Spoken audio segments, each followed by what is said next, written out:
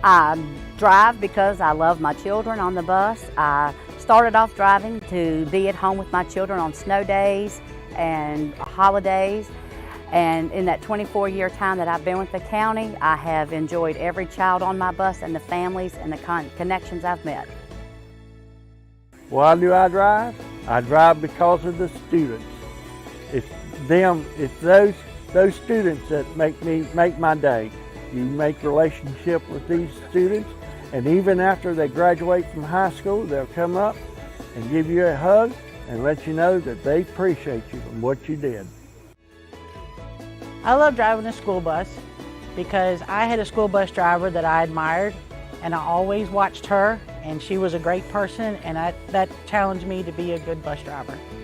And I was a trainer for 2 years for Roanoke County, and I loved it. I enjoyed showing people what I do. This is a family. We consider ourselves part of the transportation family. And once you become part of the family, you stay part of the family. We learn about each other's family, we support each other, we're there for each other, and we have fun while we're doing it. We get to help the students, we get to be there for them and support them.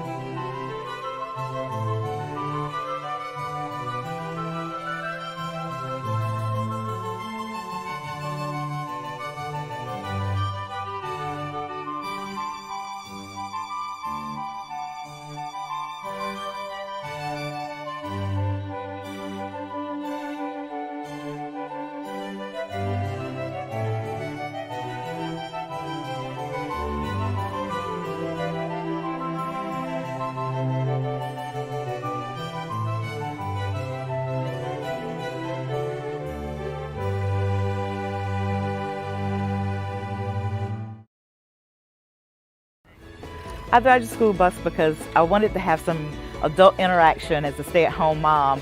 I wanted to get out, and driving with Roanoke County, I have great students. I've enjoyed this for nearly 20 years now, and I also like being a part of the community, and they trust me with their kids, and I enjoy being with my students.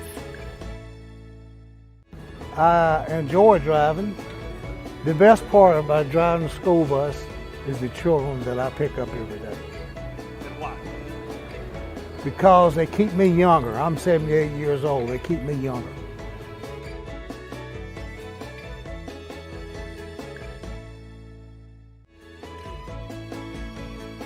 I retired from public service, and I stayed at home and did all my honeydews, and basically I got bored. And I wanted something to do. My wife was a teacher, so this allowed me to have money and time off during the summer. We do this to have something to do. A lot of our drivers are retirees, and they come out to do their community service and have a routine and have a reason to get up in the morning, and they get a little extra fun money to go on vacation and that kind of stuff. So it's a great job.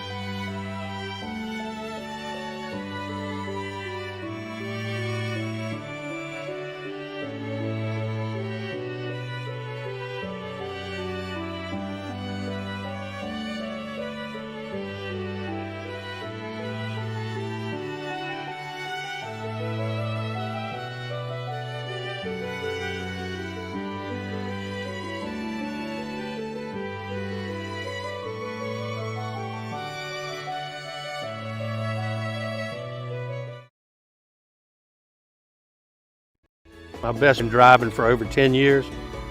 And he said, look, if you're going to work part-time, you might as well make as much money as you can. And for a part-time job, it pays pretty good for this area. I enjoy the elementary kids more than I do anything. But it's been a lot of fun. People tell me that, how can you drive kids? And I'm like, hey, that's that's the best part of the job. The rest of it's a piece of cake. So, but I really enjoy, you know, driving, and keeps me active, gets me up in the morning. I drive the school bus because I love it. It's an awesome job. I love going and picking up the students, watching them get on the bus, the little ones with the big smiles on their face, wondering, you know, all the excitement they're going to be doing while they're going to school, middle, high school. I drive all ages. It's just a wonderful job. I drive because I'm retired Navy, and it's great, you know, after serving my country, to give back to my community. I mean, our kids are the future of America, and it's great to have a part to where I'm contributing to them, and to make sure that they get what they need. We will train you from the get-go. We should be able to help you through the whole process of getting your learner's permit, getting your endorsements, and then we have a 24-hour classroom training that we do, and then we do your 24-hour on the road. My best friend.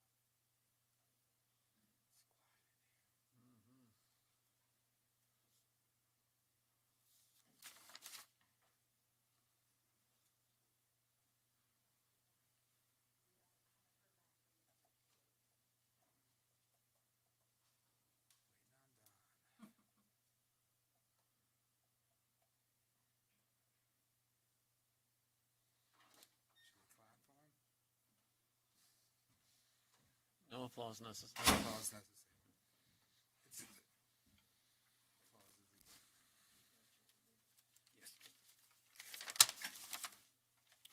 Okay, everybody ready? Chuck's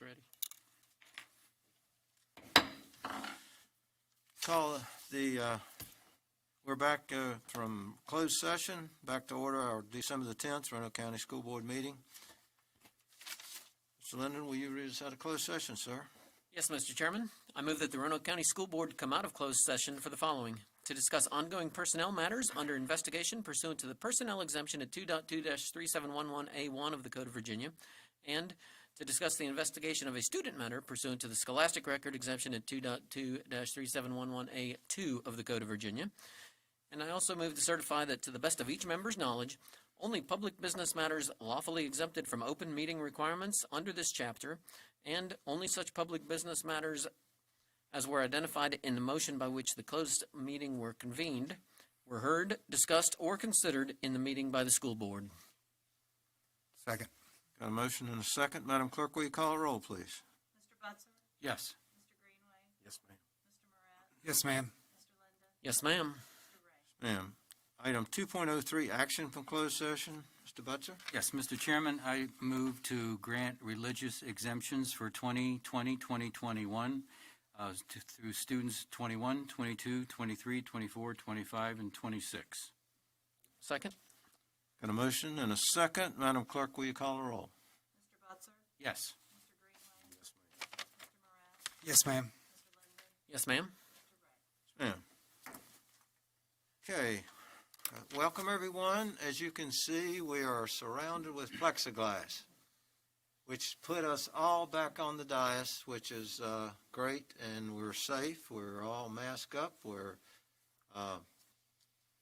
So this has given us another level of safety. So we thank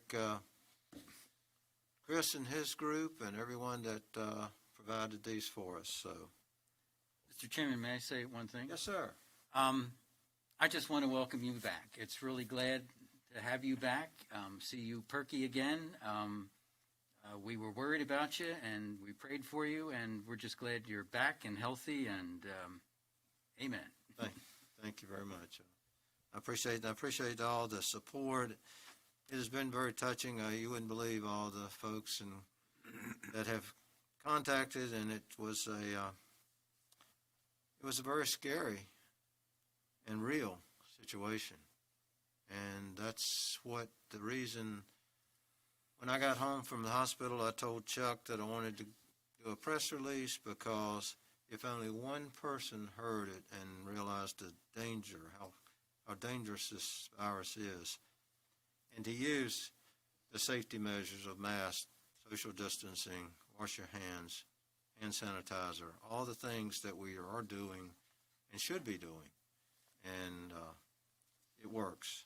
And I just, I really thank everyone, thank the board, thank everyone for their support during this very difficult time. And, I'm back, and the doctor's amazed it's back in energy levels. So thank you for all the prayers, because they work. So, thank you. You're welcome. All right, we'll have our Pledge of Allegiance.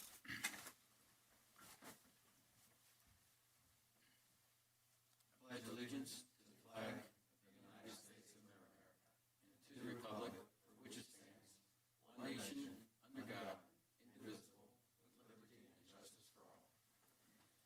Thank you. Announcement of item 4, any changes in the agenda? Gentlemen? No, Up sir. nicely? Madam Clerk, none? Okay, could I have a motion to approve the agenda? So moved. Second? Got a motion and a second. Madam Clerk, call a roll, please. Mr. Butzer? Yes. Mr. Greenway? Yes, ma'am. Mr. Moran? Yes, ma'am. Mr. Linda? Yes, ma'am. Mr. Ray? Yes, ma'am. Item 5, presentations and recognitions. I have none. Item 6, hearing of citizens and delegations. Any, Madam Clerk? We have received, public comments via email, and they have already been sent to the board members, and the board members have those. Okay, thank you.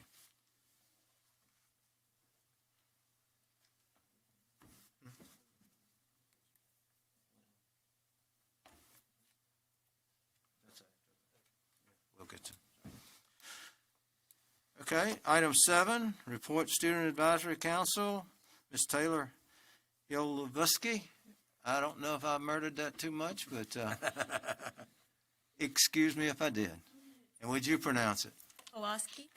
Thank you. Good Welcome. evening. Good Good evening, Mr. Chairman, members of the board, and Dr. Nicely. My name is Taylor Holosky, and I'm a junior at Cave Spring High School. The Student Advisory Council met on December 2nd on a WebEx call where Mr. Mike Riley and the Executive Director of Secondary Education gave a presentation on the potentials to switch the scheduling of the science and social studies subjects in the middle school to a block scheduling system.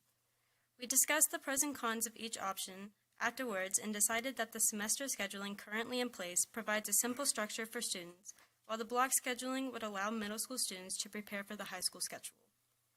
Next, members of the Equity Committee, Dr. McClung, Ms. Wimbush, and Ms. Hughes, gave a presentation concerning the purposes of the Equity Committee, which is to promote inclusion and a voice for all students in the school system. The committee raises awareness through reaching out to the teachers and equipping them with strategies to promote equity in the schools, based on the school climate surveys. Thanks to the Equity Committee, members of the SAC have an opportunity to push for inclusion throughout the school system in a powerful way by working with the committee. Lastly, the SAC began planning for the Spring Studentship Leadership Conference. Thank you for all your continuous support for the Student Advisory Council. Thank you, and I just want to comment that, we saw the clip on that, and the participation that was happening and the discussion that was happening is long overdue, and we are addressing these situations, and I'm just so impressed with what y'all are helping out with this. So, thank you very much.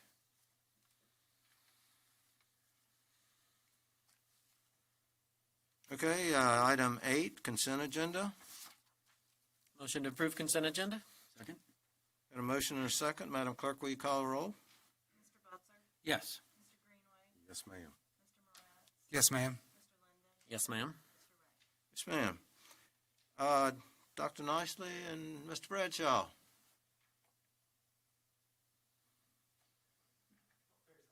I didn't know where he was in the room. Mr. Chairman, board members, this is an exciting evening for Roanoke County Schools to be able to introduce a new principal to you, and I'd like to introduce Mr. Chris Benson as the principal for Hidden Valley Middle School. Chris is currently the assistant principal there and has been for the last 3.5 years. Prior to that, he was a Spanish teacher at Cave Spring High School, and if you go way back, not as far back as it would be for me, but way back, he is actually a graduate of Roanoke County Schools. So we are extremely excited and proud to be able to introduce you to Mr. Chris Benson, the new principal at Hidden Valley Middle School.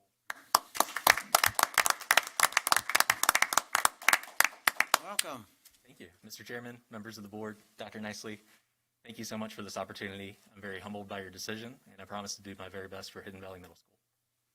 Mr. Moretz? I'm tickled pink. It's always nice to keep it in the family. I know you're prepared to hear nothing but good things from the staff, and so I know you've got a great team over there, and I know through your leadership it's going to get even stronger. So good luck, well deserved.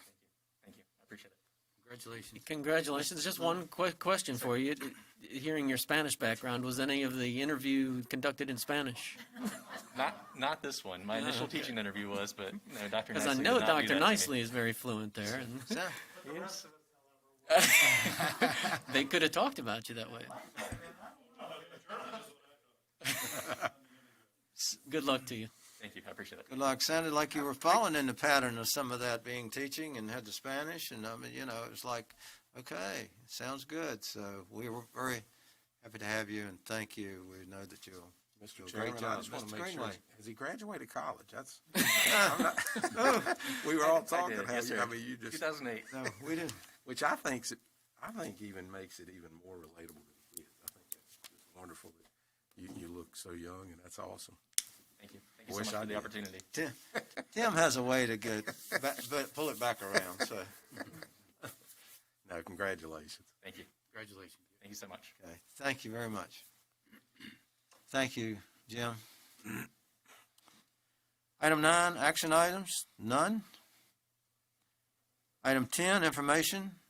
10:01, Student Registered Apprentice Program update. Mr. Jason Sir and Mr. Mark Jones. Welcome, gentlemen. See you back. Thank you, sir. Members Good to be back. Members of the board, Dr. Nicely, thank you for the opportunity to present just a little update. I think Mr. Greenway mentioned maybe at the last work session, hadn't heard much about apprenticeships, so we figured we'd bring a little update. And as you know, apprenticeship affords students an opportunity to be opportunity ready and show their opportunity readiness, as well as help the school system work with business and industry and build that relationship. Do we have the presentation by chance? The PowerPoint? Oh, got it. Okay, you got it on the board. Thank you. Yeah. Before we go too far into the update, just want to make sure that the acronyms, we've been accused of using a lot of acronyms in CTE, and I just used one, Career and Technical Education. But three of the acronyms we'll probably use here is WBL, or Work-Based Learning. Registered Apprenticeship is off, we just abbreviate that, RA. And then Virginia Department of Labor and Industry, who've been very involved with us, is VDOLE. Also, want to mention that the parties involved with apprenticeship should go noticed. Students and parents have to think outside the traditional box of education to jump into these apprenticeships and think about the opportunities that these things afford. Of course, business and industry have to think outside their box and about how they recruit and how they build their workforce, and apprenticeship can do that.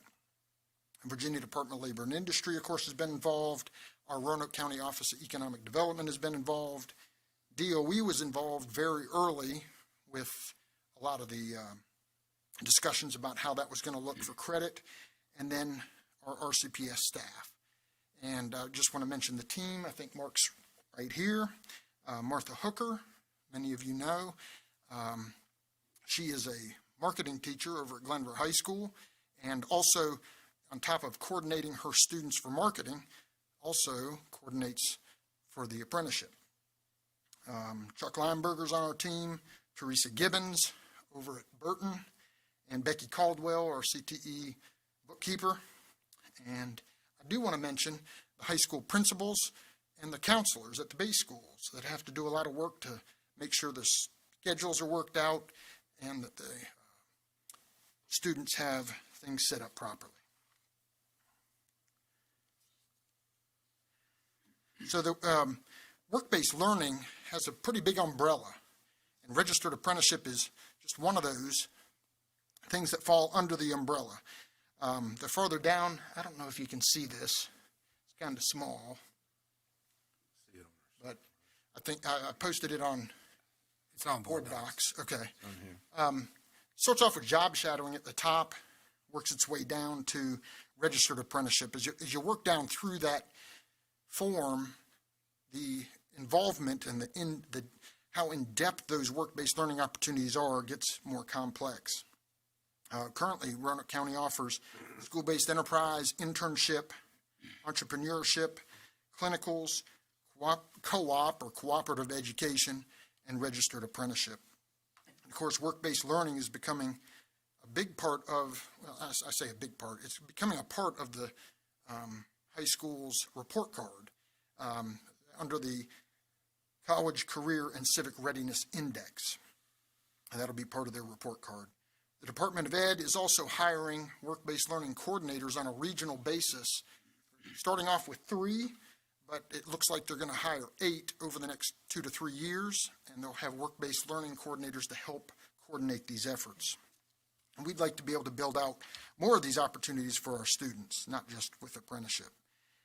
The current status, and that's why we're here, we currently have 15 student apprentices with 9 companies in 5 different industry sectors, and you can see we have 4 in construction, 2 engineering sponsor companies, 1 manufacturing with the hopes of another by the turn of the year. Water production, of course, is Western Virginia Water Authority, and then we have just added a transportation sector. We've had good talks, as we're going to mention here in a minute, with a couple other manufacturing facilities, and we're excited about what those opportunities are going to. Mr. Greenway, who are the 4 in construction? I'm sorry? Who are the 4 in construction? I knew you were going to ask that, so I brought a list. I remember the... So the 4 in construction would be F&S Building Innovations, G&H Contracting, G.J. Hopkins, and Parker Design Group, I think is the one. I'm sorry, Southern Trust. Southern Trust. Southern Trust. Yep. Yeah, We had a couple. So really 3 generals and see, I think our trades, I don't know how we get this message out, but I really think our plumbing, our electrical companies and HVAC companies could benefit hugely from doing this apprentice program. I thought they would really jump on board. I agree, and we really hope to build out into more areas. We think the HVAC, the plumbing, the electric, we know it's a high need. We just want to partner with those companies. So. Thank you. Yep. I think Mark's going to come up and continue the current status. And actually, I'll touch a little bit on that about what business and industry is doing as well as us to try to address that here in just a second. But what are we doing right now? One of the things we're doing is really we're continuing to lead a collaboration of school divisions. So we're working with Salem City and Roanoke City to really try to keep the message simple for business and industry. We want to all speak the same language and be on the same page when we go out to these companies and present these opportunities to them, because we really grow this program. We want business to see that it is valuable. It's easy for them to set up, and it's consistent across the valley. We also want to try to keep the calendar simple for business and industry by working together as a collaborative group of school divisions. It's a whole lot easier for a business to come to one showcase or one signing day than it is to come to multiple smaller ones. So we're working together to try to simplify the calendar to make business and industry, make it a little bit easier for them. And we also ultimately want to offer a deep pool of apprenticeship candidates for businesses, because we want to show them this is a viable way to get new workforce for the future. And we feel very confident in Roanoke County that we're offering some fantastic students to these companies. But as it grows, especially in some of the niche industries, we may, the businesses may be better served by drawing from a larger pool. So we want to make that available to them, because we want this to grow regionally, not just here. And also we're working with, to address Mr. Greenway's concerns a little bit, with a consortium of businesses, because we found that, we can go out and present to business and industry, but really, they're kind of taking our word for it. And the businesses actually came together and said, we want to come together and present these opportunities to other businesses, because we want to show them, business to business, how good this can be. We want to share the successes that we've had with Roanoke County students and beyond, and we want to really grow this, because the businesses that are participating see the benefits, and they want to share that with the other businesses outside. So they're really working together, meeting. Mr. Jones, what? Yes. Go ahead. This interests me because I know we're so far behind on some of these trades. Mm-hmm. Is there, when you say a consortium, is there are you planning a time for these businesses to come in to see? I almost wonder if there's not an opportunity for us to go see these businesses. I think, and could be wrong, because I know we've done a good job, and I know this is a weird time, so it's hard to do a whole lot of this. But I just think it's kind of like on the Board of Supervisors side. I think on revenue generation, that if we had somebody going to them instead of expecting companies to come to us, and I know that that's hard with us, but I just think, I know there's a huge need, and y'all are doing a great job with this. And I think if we can get that word out for these businesses to know that, there's a generation of a pool of candidates that are just waiting on these folks to get the knowledge. And, for instance, I've got a plumber that cannot get labor, cannot get folks. And I'm thinking, this would be perfect for him to get someone that he can give knowledge to. And I just wonder, is there a way that we can think about getting this to these businesses? Yeah, one of the things that we've been, was really unfortunate timing. The consortium really started up right about the time, it was like February, March of last year when they started really meeting. And we came together at FNS Building Innovations with a group of businesses from all over the place, a lot of companies that we'd never talked to before. We all sort of sat down and started meeting, and then COVID happened. And we've been trying to meet virtually. I know, we've been trying to meet monthly or at least quarterly, and you know, the virtual meetings just are a little bit more difficult, but we're getting there. One of the things that we are doing is the last thing on the list here, which was developing a website. Because this was one of the topics of discussion in the meetings that we've had, is that, you know, how can we get this out? This is a fantastic opportunity for businesses that are screaming for workers. You know, how can we get this out to let everybody know? And one of the opportunities was a website. So we've got a group working on a new website. We're helping them develop that, and hopefully that website will be out there and be give businesses an opportunity, something that they can point to quickly to get some ideas and to get it out quicker. And, you know, I think that the group that's really working with this business consortium is very interested in getting the word out, because, you know, a lot of them, especially when you get to some of the larger companies that subcontract a lot of things out, it's just a trickle-down effect. They can't get workers. Their subs can't get workers. You know, it affects everybody. So they're really trying to spread it as much as they can to get the word out. So we're hopeful. I do think COVID definitely put a damper on a lot of efforts. You know, we had two businesses that had to step away this year because one of them was a corporate decision at a corporate level. The other one was a local decision. But, you know, they're committed to this process, and they want to move forward once we get past this current situation. But it did hamper things. Okay. Any? Talk a little bit about future plans, since we're talking about that. One of the things, obviously, we want to do is continue to build relationships with companies.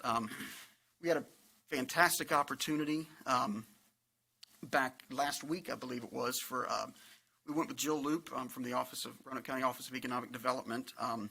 Dr. Nicely, Mr. Sir, Mr. Kish, and I went out and toured the new Mack manufacturing facility out in Roanoke County. It's really cool to think that moving forward, if you see a Mack medium-duty truck anywhere in the country, it was built in Roanoke County. It's the only place in the world that makes them. So, and that company is innovative because they've brought together multiple companies under one roof to manufacture these trucks. So we were able to meet with several of those companies and talk about opportunities moving forward. And I'm pretty excited about the opportunities they have, not just for the apprenticeship program, but also for some internships and things that we may be able to do with them in the future. So we continue to do things like that. And as we said before, we're going to continue to assist the business and industry with branding for registered apprenticeship to get the word out to more companies and get more people involved. We also want to resume the events. You know, it's going to be virtual for now, but we want to do virtual showcases and things like that where we can connect business and students so that they can start seeing the opportunities that are out there. We do have some new sponsor businesses that are going to be coming on board, and we want to make sure that the students understand what opportunities exist there.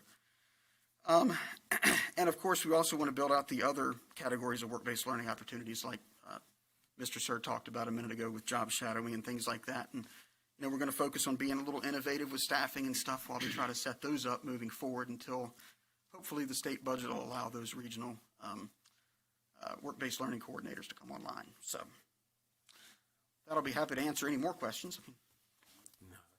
Questions?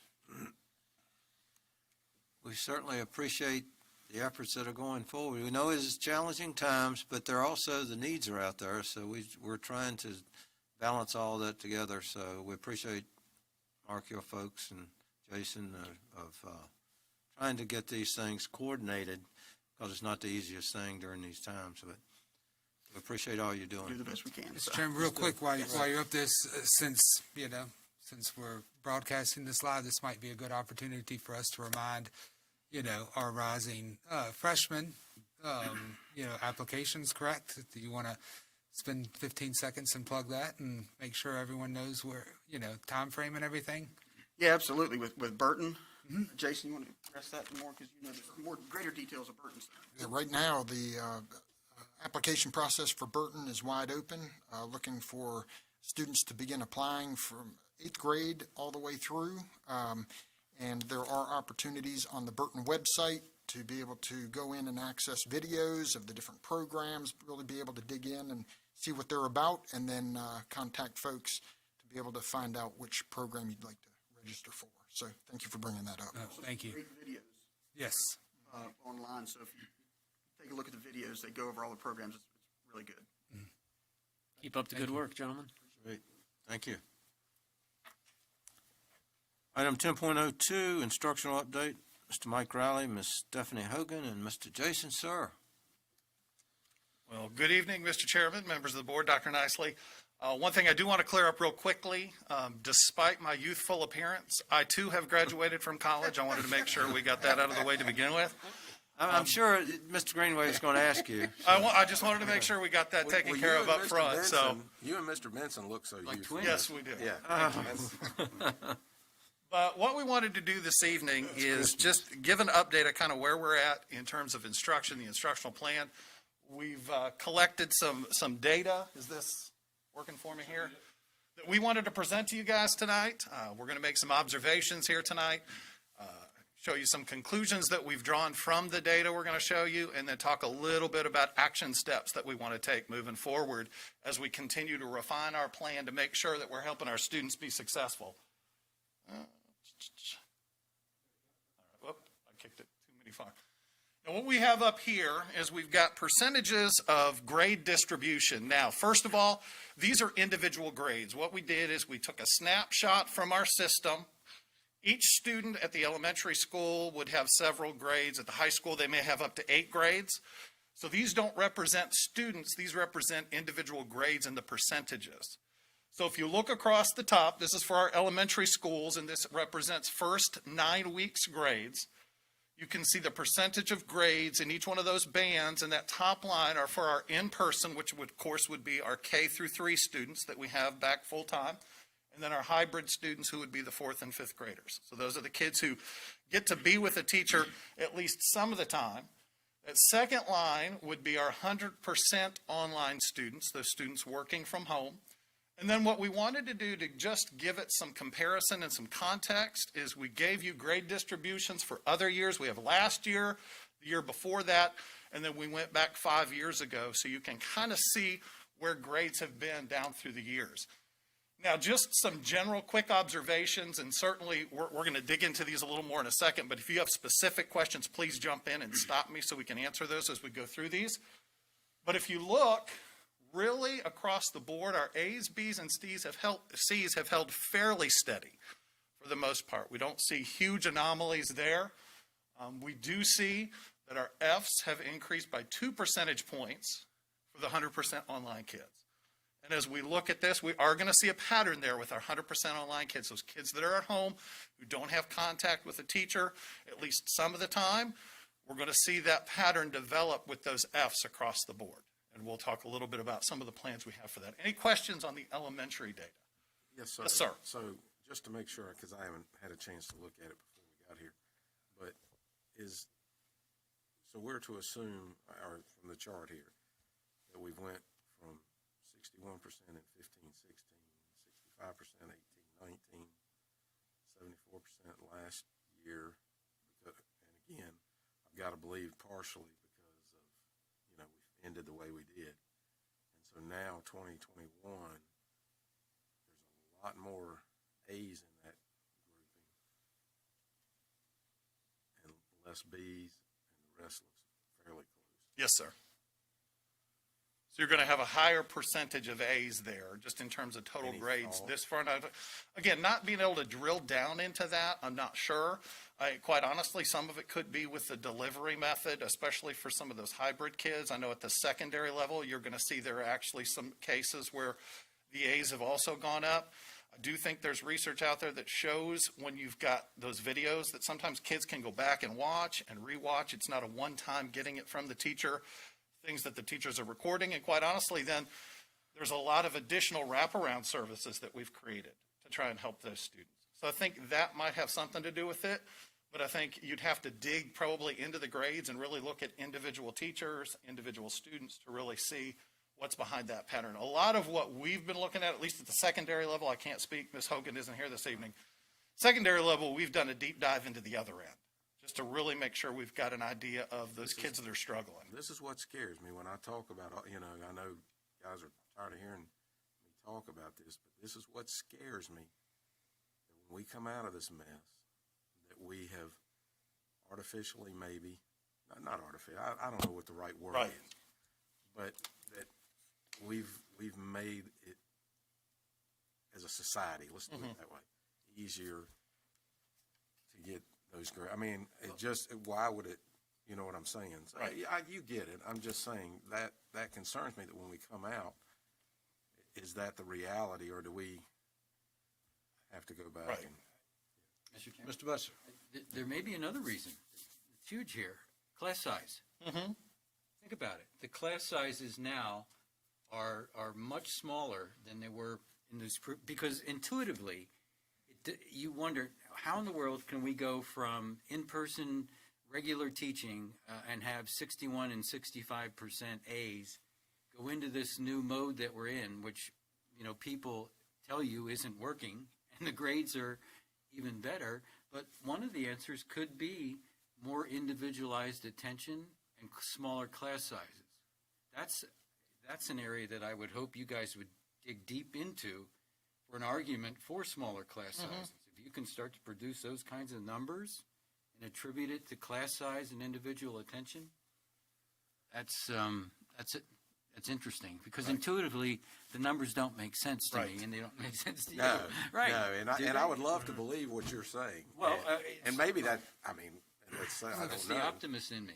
I mean, well, if I can, excuse me, if I can just jump in here, you know, I mean, correct me if I'm wrong, but, you know, I think I'm still the only one that has kids in school. I know we've got some grandkids and stuff, but, I mean, you know, I see it every day. I mean, you know, my daughter, you know, she goes Tuesdays, my kids go Tuesdays and Fridays. I mean, she was up at 7:30 this morning at the kitchen table. I mean, you know, so, you know, from a rigor standpoint, I'm not seeing any difference.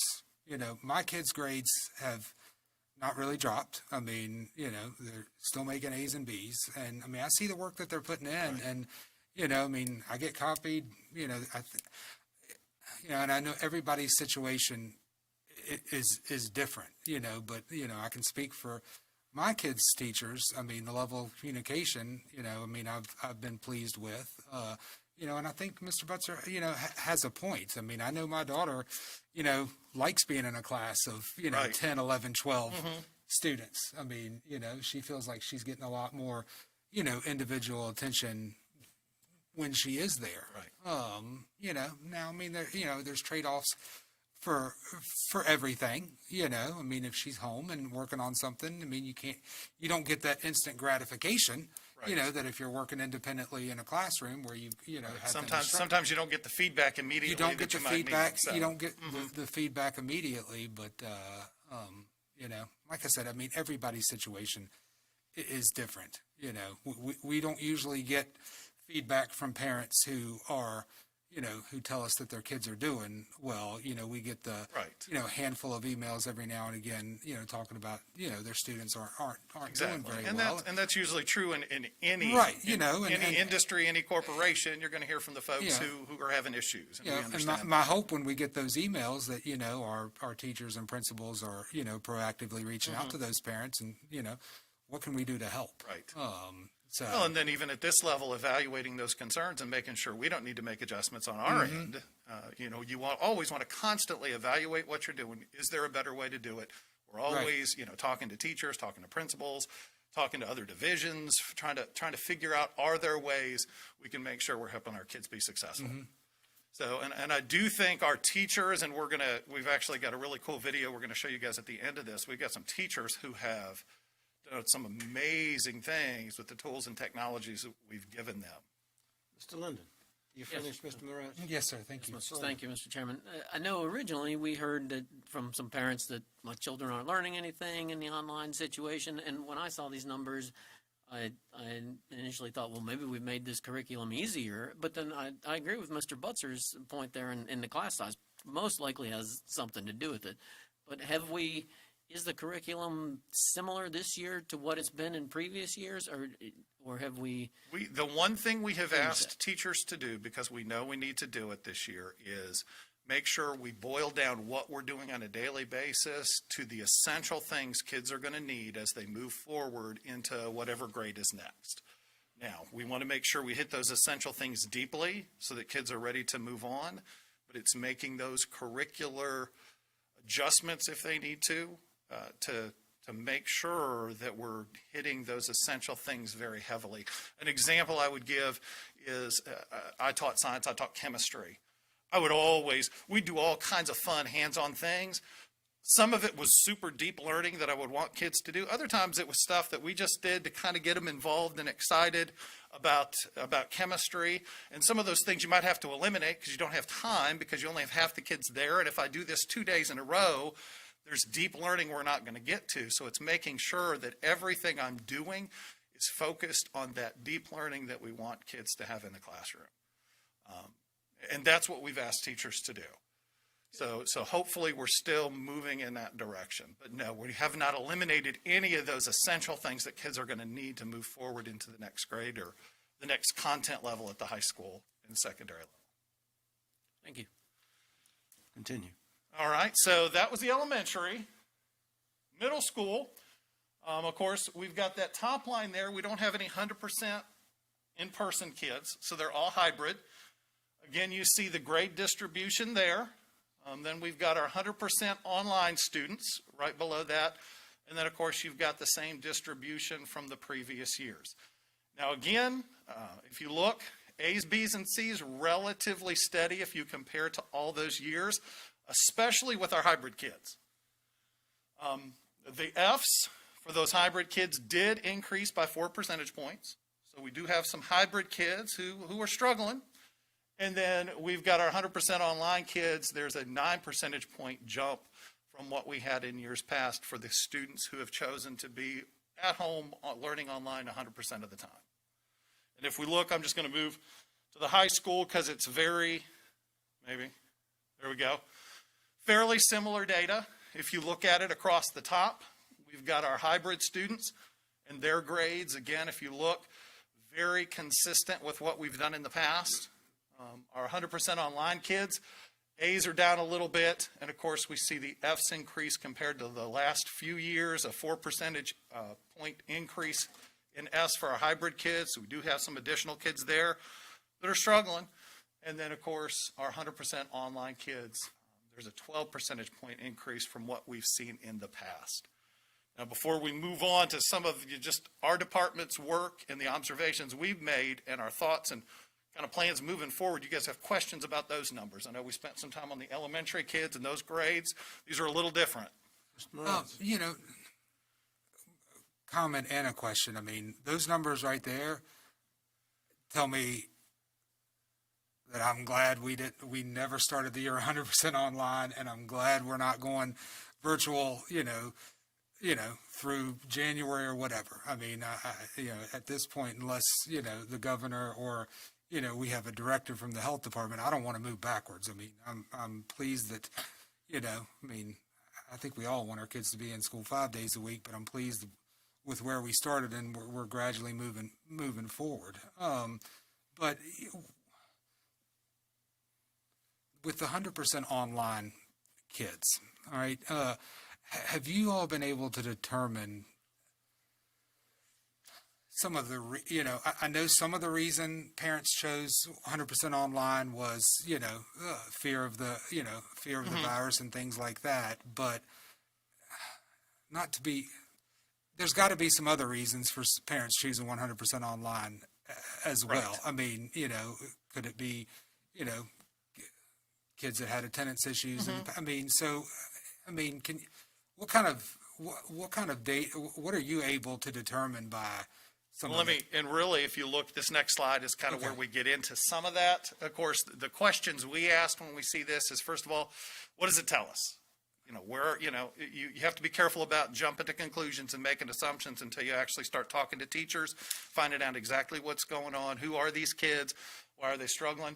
What else do we need to know? Are there other data points available?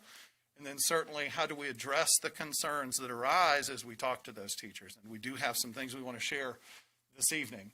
Now, of course, as we said, and you pointed this out, not surprisingly, many of the students who are struggling, especially at the secondary level, are those ones who are 100% online.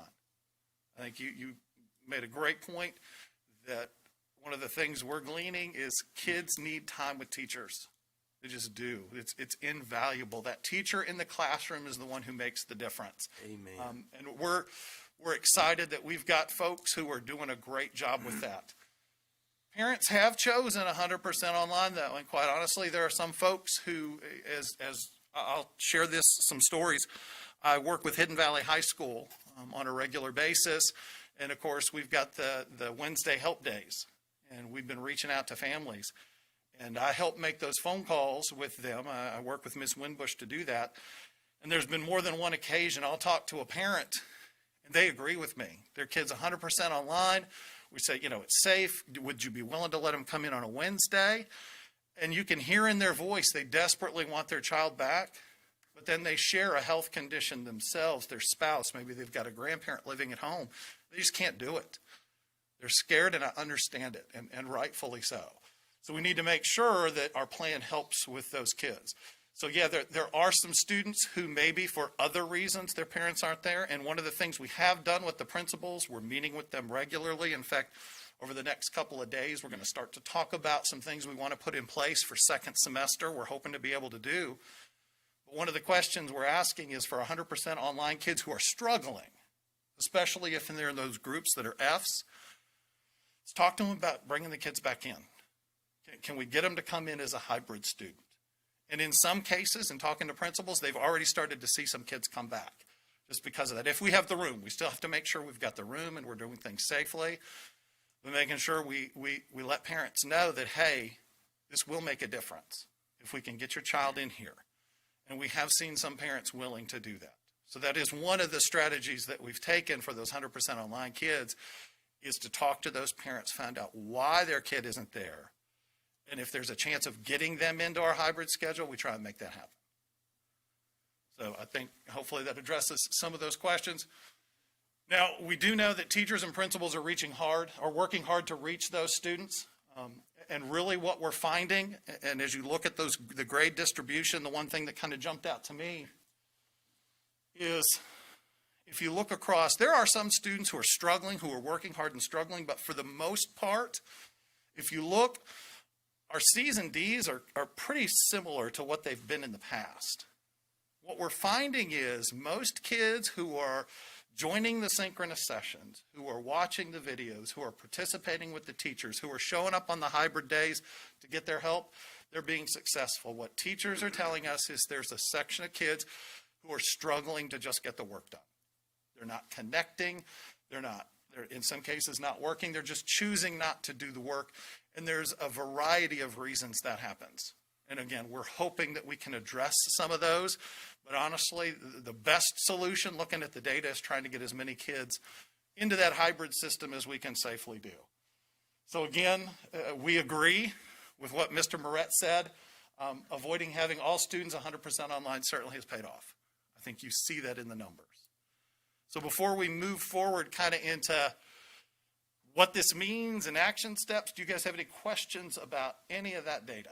Well, I'm certainly glad that we are being a little more flexible, because I know when they signed up for the academy, we said, yeah, you're there and you're stuck there. And I'm glad that we're given that flexibility, because we see that, that is happening, and we gotta disconnect there, and we gotta get that back. So I'm glad we're working. Now, I will clarify the academy, because how it's run, we have not been able to bring those kids back in because of the semesterized nature of the academy.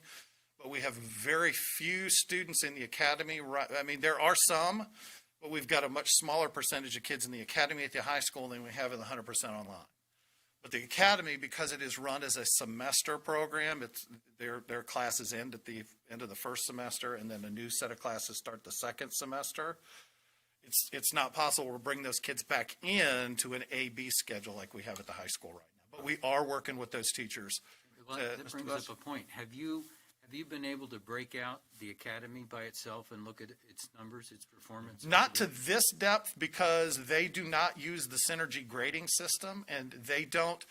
The way it works, because it's completely asynchronous, is there are no hard deadlines for assignments. So students have a window to get those grades turned in. So there's not an end of the 9 weeks where grades are posted.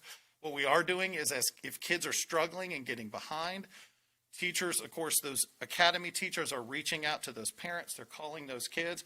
But But then we're creating a list weekly that Mr. Legault, who helps us run the academy, gets to the principals so that the principals know in the academy who those kids are. We can reach out to them and try Let and me ask offer it those this way. supports. Is there a sense as to how well the academy is doing versus the data that you just showed? It is similar with there are some kids in the academy who are not successful because they aren't participating. Wow. That's just, and unfortunately, I do think there are some families who may have chosen online as, quite honestly, just a way to avoid some things maybe. I'm not sure. I can't, again, that's speculation. I can't speak specifically to that, but we do have some kids in both systems, in the 100% online and the academy, who aren't participating. And we know even with the 100% online kids, the ones that are participating in the academy or with what we've presented through our classroom teachers in terms of what they're doing, and again, we're going to share some of that here in a little bit, those kids, for the most part, have been very successful. Mr. Linden, and then I'll get to you, Mr. Greenway. Are you through, Mr. Butcher? Yes. Thank you, Mr. Chairman. These numbers being first quarter numbers, and we're getting them a week and a half before the second quarter is over, they're disturbing. I mean, to me, the 10%, the 14%, how quickly after the first of the year or after this second quarter is over will you be able to get us second quarter numbers so that we can make decisions accordingly? Should be within a couple of weeks, because one of the things we are doing with teachers is we are trying to be as flexible as we can be. In other words, you hit the end of a grading period, we're still giving students opportunities in many cases to get work finished up and things like that. We want to make sure at the end of the day we give students as many opportunities as possible to be successful and show what they know. So we should be able to get that data. And we had this data fairly early. We just wanted to make sure we knew the principals started drilling down, finding out who those kids were, why they were failing. And then, of course, I'll share in a little bit what we've been doing with those kids and then what we plan on doing moving forward. Mr. Greenway? Yes. So going back just a little, this is one of the problems when you're too busy and you didn't get a chance to look at this. This is great information. And I know y'all will drill down even further. Yes, sir. To Mr. Butzer's point on the elementary, I think, that I guess that could be part of it, because when we look to the middle and high school, we see the difference. What I would ask is, could you send this back out to us with, I guess it would be 3rd to 5th grade, kind of the pre-K to 2, and then the 3 to 5? Like the numbers spread, like disaggregated a little bit more, split out a little bit more? Yeah, we should be able to do that. Group, because I think that would be a helpful piece of information. And, to Mr. Linden's point, when you go down, and I'm sure, again, y'all are looking at all this and analyzing it, but middle school and high school, it is disturbing. So, but we know that. I mean, right. We knew that was going to be a product of, we're just fortunate that we have done some form right. of in-person. Right. It could be much worse. Yes, sir. So it makes me wonder, as a society, what are the other divisions that are all virtual? I'm sure they're, similar in nature to what we're doing, even, so. Well, and I will say this, just in looking around and talking to other divisions, and I know in the Roanoke Times there was an article about this a few days ago. If you look at our numbers, and they are disturbing because these represent kids who are struggling and aren't being successful right now. But I would say based on our plan and what I've seen from not only other divisions but other states, with the constraints we're under, I think we're doing a really good job. And that's a good point. So let me be clear, because, a lot of our discussion we get that, I'm for in-person, and right. We're all for in-person, right? We are. But in the scheme of where we're at, so when people that are listening, for the scheme of where we're at, to have K to 3 full-time is a wonderful thing. To have in-person is a wonderful thing. We're doing, even though, I'm the negative Nelly. So, but for what we're doing, and I'll keep pushing to get more and more and more in as we can go, but we are doing well. And we're, staff and everybody is doing the best in a horrible situation. Well, and I will say this, I can't praise our teachers enough, quite honestly. The beginning of the year, as you guys know, was tough. It was new. None of us had ever done this before. And our teachers embraced it. They did what was best for kids, and they worked extremely hard to figure out a way to make this work for all the kids. Now, again, I think what the numbers show in that second bullet, the third bullet, is really what a lot of them are concerned about is the kids who are engaged, the kids who are there, the kids who are working with the teachers, for the most part, are there. They're doing all right. There's still some kids struggling. Of course, school's hard for some kids. And some courses are hard. That's just how they're designed. And kids that sometimes are going to struggle. What they're really concerned about are those kids that are just, they're not there. When you turn on the WebEx and you're ready to do something with your kids in class, they're not there. When you call the parents, there's not an answer. Those are the ones that they're concerned, we're all concerned about. But I just can't speak highly enough about our instructional staff at the elementary and secondary levels and the amazing things they've done, given all the constraints they had at the beginning of this year. And a lot of that has to do with them, and a lot of that, quite honestly, has to do with the support in place for years. I mean, the fact that we have the technology that we have, the infrastructure that we have, positioned us to be successful in this. So, now again, we've got a long way to go. We're only at the end of the second 9 weeks, so we've got to... And please remember this when I do my comments. Oh, I do. And I was praising. Because you know how I'll go. But anyway, I mean, I do agree. We're fortunate in Roanoke County. I want to be more fortunate, but we're fortunate in Roanoke County. And I appreciate that. I think the one thing I shared with you guys is I think we are doing a great job, but we always want to look, can we do better? As we get parent concerns, we always want to look at them. Is there a hole in our system? Is there something we can fix? Is there something we can tweak? Is there a division that's figured something out with this system that we haven't? And in everything I've looked at, we're right there with them, if not ahead of what they're doing. And again, the numbers aren't great, and those represent kids, but under the constraints we have, our teachers have done a great job. So if you really look at kind of where we're focusing our efforts, and I like to use the tier system. Dr. McClung talks a lot about in PBS, you've got the tiers of support, where tier 1 is what we do for all kids. And that's really what we've been focused on the first 9 weeks, making sure that the lessons teachers are delivering in their classroom every day are impactful, they're available to kids. As you guys know, first couple of weeks, teachers were figuring that out. We heard a lot of concerns from teachers, a lot of concern from parents. Things are rough, things aren't the way they used to be. And that was us figuring out that tier 1 stuff. How are we gonna do this at school for everybody? And honestly, our teachers have done a fantastic job of those tier 1 supports. And I think that's supported by the data when you look at that our A's, B's, C's, for the most part across the board, are fairly consistent. In other words, if you look at the tier system, the way it's set up, if you look at those percentages, tier 1 stuff works for about 80% of the kids.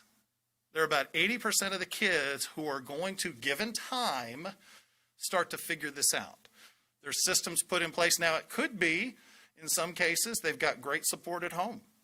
And the parents at home, I mean, some of our online kids are doing really well. And a lot of that probably has to do with great parental support. They're there making sure that there's a schedule for their kid. I mean, elementary, middle, and most high schoolers struggle with what we call executive functioning, that ability to sit down, start a task, manage your time, and get things done. That's why a lot of times you hear parents complaining that kids are up till all hours of the night completing work. Well, sometimes that's not because they had that much work. It's just because they tend to put things off. You tend to grab your phone. We all do that occasionally. You take a pile of work home to do, and you're going to start it on Friday night because I'm going to get it done early. And if you're like me, there are times I bring it back in on Monday and hadn't even touched it. You can imagine a kid at home without the executive functioning skills we have trying to manage that. So those are all things, and that's one of the things that I think we can continue to do as a school system is support our parents and help them understand how to structure things at home. Because most kids don't have the ability to set that structure to be successful. Some do, but those are often outliers. So we've got the tier 1 things that we've been doing. But of course, there's about 20% of our kids, even with all the amazing things our teachers doing, they're not getting it. They need more help. So we've got to figure out what can we do for those students in addition to what we're already doing to help them be successful. And then there's about 5% of our kids who are really struggling. And we've really got to figure out what the answers for those is. So that brings us to kind of action steps. Now, of course, we already, and Mr. Linden already asked, we knew there were issues at the beginning. We had this data. We hadn't brought it to the board yet. But one of the things we did initially right away, you guys remember, we said we need to get these kids who are struggling in the building more. We saw the data. We need to get them in front of teachers. In fact, if we've got 100% online kids, if we have academy kids who need some extra help, can we bring them in on Wednesdays? You guys approved that. We provided transportation, and all of our secondary schools now have Wednesdays where they're bringing kids in. And if you've talked to any of the principals, it has been a tremendous success for the kids that will participate in that. The kids are coming in every school. We told them start slow, start small, build up. All of those programs right now are running very high numbers. Kids are being very successful. And almost to a teacher, teachers are thrilled with how the Wednesdays are going. So I'm happy to report that those seem to be impactful for some of those kids. And we're hoping that some of those distressing numbers we saw at the secondary level, we can start to bring some of those down, because we have offered that to our 100% online kids. And some of those 100% online folks, because of how that is organized and presented, are a little more comfortable with kids coming in on those Wednesdays. And we do have some of those kids coming in. So that's one of the tier 2 supports that we've provided to kids who need just that extra. In some cases, like we said, they just don't have the skills to sit at home and get the work done. So in some cases, it's just coming in for 4 hours on Wednesday in a quiet place where somebody's making sure they're working. In other cases, I need to be with a teacher. We've heard stories all across the division where a teacher says, this kid's struggling in my class. It's really not that they need help with the content, but I'm going to pull them into my room, and they're going to sit in my room and work. That way they can ask me questions, and I can make sure that they're getting the material. And we see that in every secondary school across the division. So I want to report that that is one of the strategies that we're using that's very successful. Of course, we also brought back at the 4th and 5th grade levels our IEP students with daily services and our L students, and they're attending 4 days a week now. And we start to see that those kids are being impacted in a very positive way with that additional interaction. What we've been doing here recently, Ms. Hogan's been doing it with the elementary folks, I've been doing it with the secondary folks, is now we're starting to discuss individual students who need additional supports. And we want to start talking about what that's going to look like for those kids. Again, do we have hybrid kids who even coming in on Wednesdays, they're still struggling? Do we have some 100% online kids that, again, even maybe given that Wednesday, they need some additional support? So some of the things we're looking to do, of course, we did have an open window at the elementary before we brought the 3rd graders back to encourage folks to bring their kids back. And at the secondary level, with the exception of the academy students, we have not just an open invitation, but quite honestly, for the struggling kids, we've encouraged parents to consider letting them come back in for those hybrid days, because we see that that makes a difference. So we're doing that. We are currently talking with the principals, developing criteria to have more vulnerable students, whether it's students in need of IEP services, whether it's that group of kids who are failing right now, multiple classes, to bring them in additional days a week. So in other words, if we've got the space, we've got the room, instead of you coming in on Monday, then working from home on Tuesday, we may have you come in Monday and Tuesday and give you the opportunity to be in that class again, as long as we have the room to do that. And we would have to be very targeted with those students to make sure those are the ones who would benefit. And that's a case-by-case, student-by-student, teacher-by-teacher decision that we'll make with principals as we move through the end of this, of course, before we get to the holidays, and as we move into January, with targeting that probably either the mid to late January. The third 9 weeks starts on the 5th or the 13th, the 14th. 14th of January is the first day of the second semester. It would be then or a little after, maybe early February. And some of that's going to be contingent upon, quite quite honestly, numbers and things as we come back, health numbers as we come back from the holidays. Because I think there is some concern that they may go up based on gatherings and things like that that are going to happen, but we'll take all that into account. But our goal, again, is to get those kids the support they need. And quite honestly, the data shows us the more time we can get them with their teacher, the more successful they're going to be. And then, of course, one of the things we're also doing is aggressively hiring any December grads to fill in some of those gaps, to make sure we've got teachers in those rooms as we bring kids back, certainly, especially at the elementary level, to make sure that we've got those graduates in December. We've got several student teachers in the division right now, and I know Human Resources is actively working with those to try and get them under contract so we have those folks in place. So that kind of concludes where we're at. What questions do you guys have kind of about where we're at and the direction we're looking to go, quite honestly, to support our kids and give them every opportunity to be successful? Gentlemen, any further questions? I know we asked questions along the way, but anything else? Well, I have a comment. You know, it's really, you know, many people probably don't know how we're kind of slowly ratcheting up and bringing back more and more kids into our buildings. It doesn't get advertised because we're not bringing in full grades, but the fact that we're actually bringing kids who need to be brought back into the buildings. I mean, I learned something this evening that was new, that if you have room, you're going to allow kids to come in not only Wednesdays, but other days if there's room. So I just think we're moving in. I love the way that we're making adjustments as we go along the way. I mean, that's a true sign of an organization that's continually looking at how to improve. And I'm proud of the work that's being done. Great presentation, and we look forward to seeing the numbers for the next 9 weeks. So you can get those to us, you said, in a couple weeks? We should. We'll just have to see, because we do want to make sure they're true numbers. We want to make sure that kids have an opportunity again at the end of the 9 weeks to get stuff caught back up. We're encouraging teachers to show an extraordinary amount of grace when it comes to late work and things like that, because truly what we want grades to reflect is the students' understanding and knowledge of the content.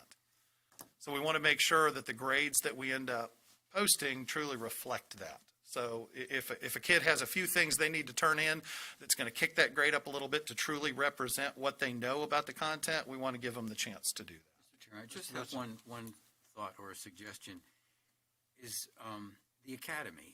The academy is something that has been designed to survive COVID, right? The academy is something that we put into place that can be a long-term. Yes, sir. If you look in the registration guide, currently there are academy options Where there. I'm headed with this is that we probably really want to understand the numbers and the performance that we're getting in that academy, right? And so you wonder how many students are in there wouldn't normally be there had it not been for COVID, right? Because Correct. You're gonna have a volunteer class of kids who want to participate in the academy and parents who are willing to do it. So somehow you want to study that so that we can understand what the grades might be like in a normal world with the academy. Right. Right. Okay. Well, and one of the things we've acknowledged right away as we move forward is if we have students in the academy currently who are not being successful, in other words, they're not getting work done, those types of things, that will not be an option for them next year.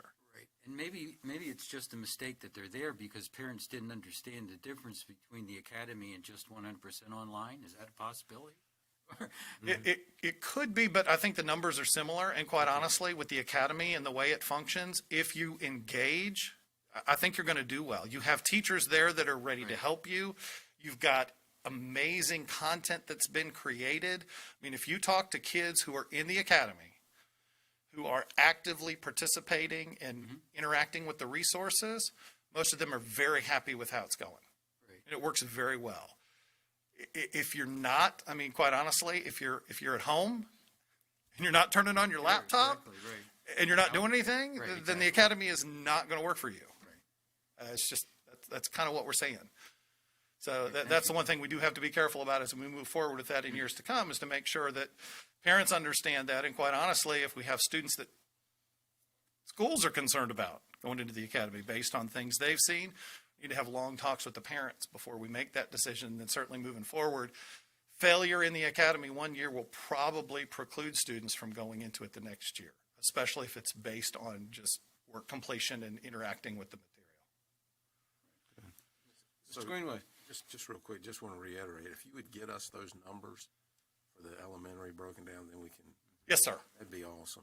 I'd just be curious to see how that. And you wanted K3, 4, 5? Well, because the first quarter we didn't Right. have third in, right? So Right. K to second.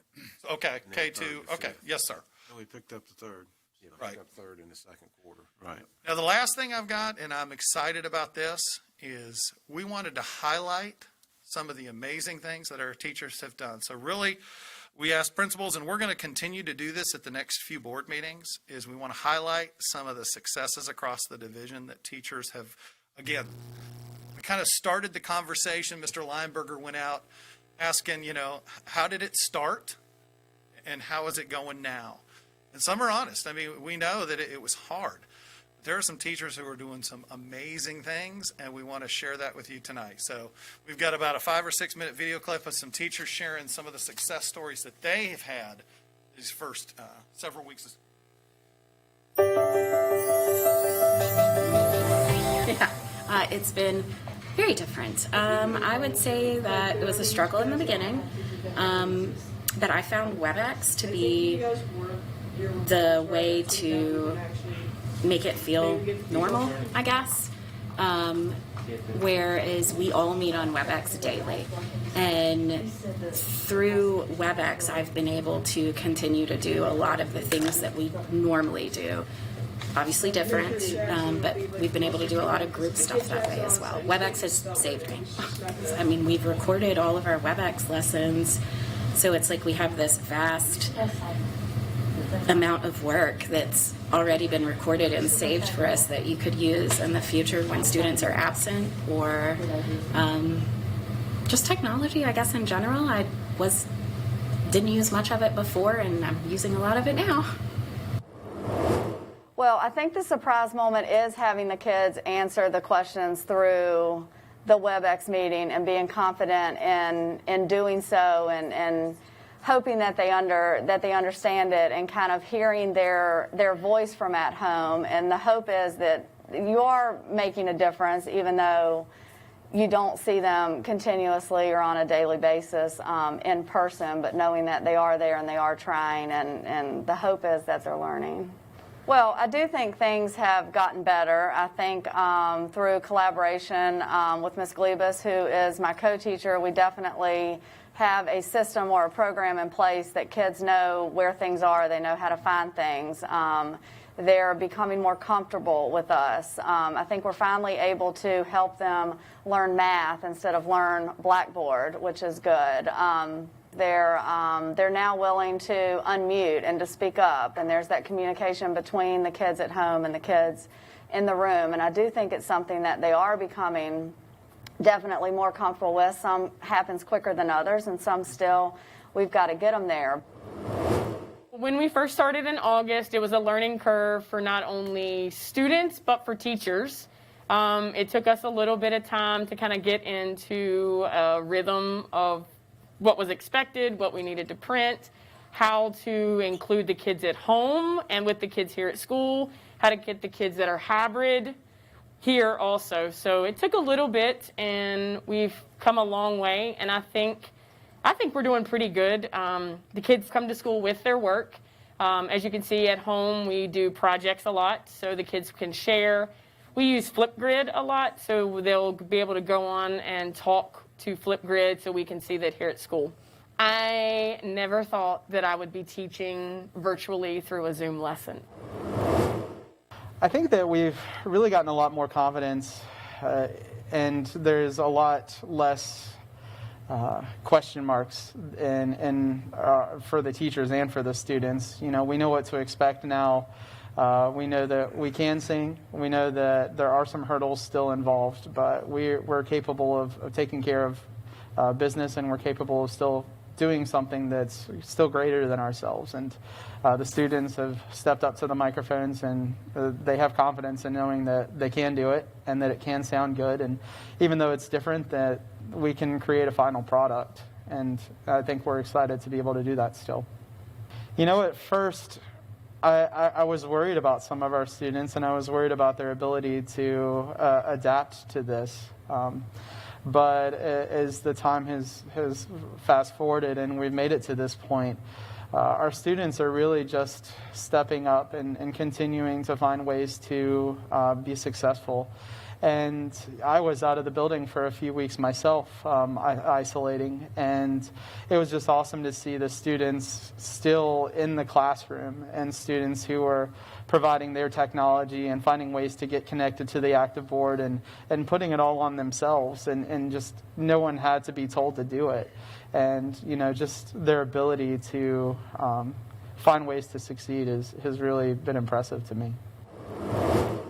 The special education kids get to come 4 days a week, and that has been great because you get to see them more consistently, and the kids are happier, the parents are happier. I think we've all figured out how to make this work and help everyone be successful. It's nicer because we have more of a relationship, even with the kids that are online. 100%, we've gotten to know them. Basically, if you ask the kids to do something and you train them to do something and you have like a positive attitude and expectations, they do it. They've wore their masks. They're really good about sitting in their seats that are socially distant. They're really excited to be here. They're really excited to learn. They're really excited, even on the Wednesdays, they're really excited to do their group learning. The kids that are virtual, most of the time they show up. They're excited to learn. They have their things. I think there's a lot of things that we've learned during this very challenging time. Being able to play games online and do interactive things online, I didn't know that I could do that at all. I feel like these kids in 5th grade are going to be more prepared for middle school with the technology and those kind of things. And I think that right there for my special ed kids is always a challenge. And I think they're going to be more prepared for that transition as far as technology and their work and Blackboard and all of those kind of things next year. Whereas in the past, that has not been the case because we haven't had all those opportunities.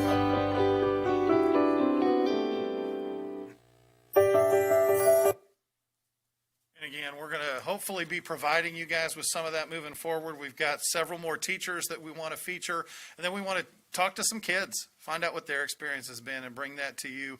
We can't bring them here in the board meeting. It's probably not safe to do so, but we certainly can go out into the buildings and talk to them and let them share some of the things that they're experiencing. So again, just here publicly at the board meeting, I want to thank our teachers. As you can tell, to a person, they all said at first it was hard. It was. But many of them are really starting to figure it out. They're really starting to meet the needs of the kids, and I'm excited to see what they're going to continue to figure out as we move forward in this year. Thank you. Thank you. Mr. Chairman, you know, maybe we need to do this more often. It's nice.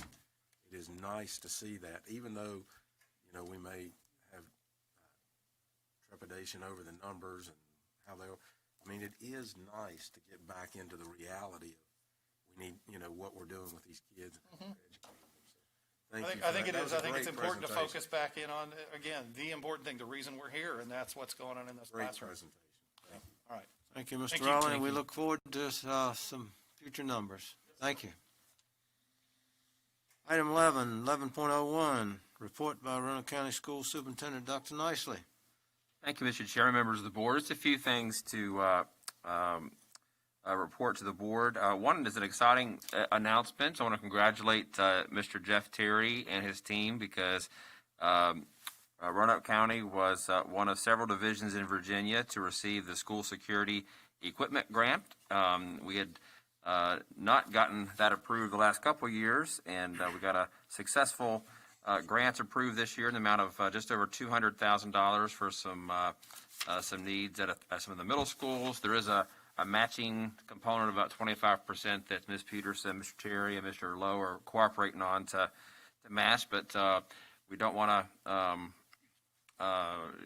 not take advantage of the opportunity to have some grant money coming our way. We did get some some good news this afternoon from just the governor's announcement. I know we were all kind of on the edge of our seat to see what was coming next, and there were no new announcements that would affect K-12 schools, so we're really grateful for that. The board knows that we do have our weekly conversations with the health department.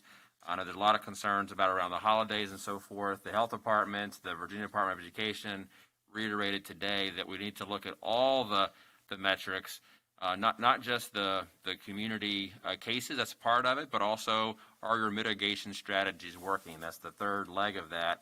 And our health department has affirmed that so far, no time to relax. They're very clear about that, but the mitigation strategies are working, and we want to continue.